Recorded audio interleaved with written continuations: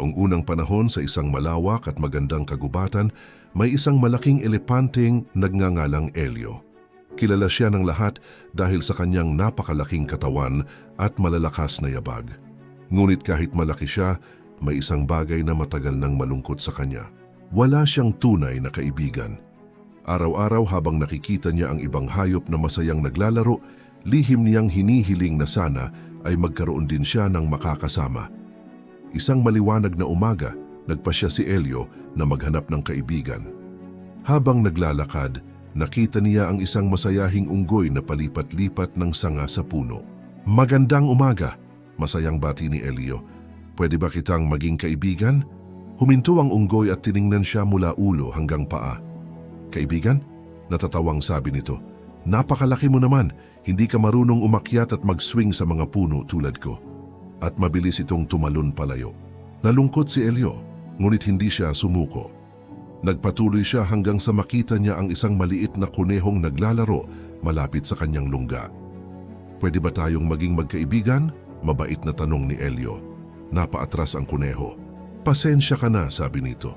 "Masyado kang malaki. Hindi ka kasya sa maliit kong lungga at baka madaganan mo pa ako." Muling yumuko si Elio. Habang papalubog ang araw, nakita naman niya ang isang palakang masayang tumatalon sa tabi ng lawa. "Pwede ba kitang maging kaibigan?" tanong muli niya.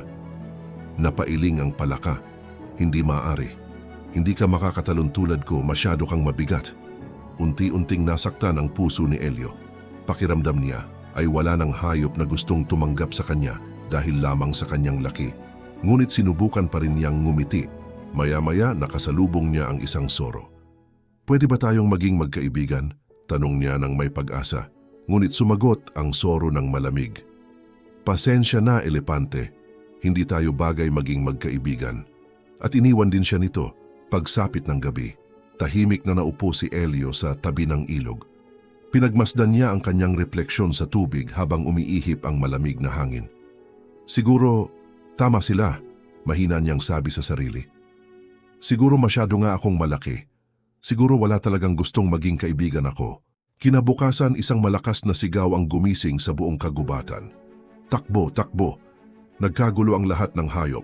Lumabas si Elio upang tingnan kung ano ang nangyayari. "Ano ang nangyari?" nag-aalalang tanong niya. Isang matandang oso ang humihingal na sumagot. "May mabangis na tigre sa kagubatan.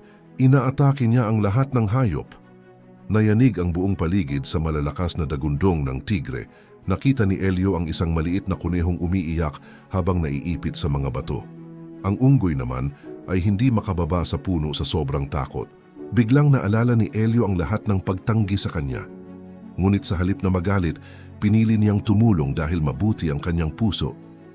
"Ginoong tigre," matapang niyang sabi, "maawa ka sa mga hayop na ito. Huwag mo silang saktan." Umungol ang tigre. "Huwag kang makialam." Mabilis na sumugod ang tigre patungo kay Elio.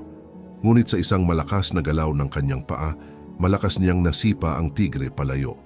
Sa sobrang takot, mabilis na tumakbo ang tigre palabas ng kagubatan. Unti-unting tumahimik ang paligid. Lumitaw ang lahat ng hayop mula sa pinagtataguan. Hindi sila makapaniwala. Ang elepanteng kanilang tinanggihan at minamaliit, siya pala ang magliligtas sa kanilang lahat. Dahan-dahang lumapit ang unggoy kay Elio. "Pasensya ka na," nahihiyang sabi nito. "Maling husgahan ka dahil lamang sa iyong itsura." Ngumiti lamang si Elio. Hindi siya nagtanim ng galit dahil alam niyang ang tunay na mabait na puso ay marunong magpatawad. Mula noon, hindi na naging malungkot si Elio. Araw-araw na siyang may kasama. Naramdaman ni Elio na siya ay tanggap at mahalaga. Huwag nating husgahan ang isang tao batay lamang sa kanyang itsura. Ang tunay na halaga ay makikita sa kanyang puso at kabutihan.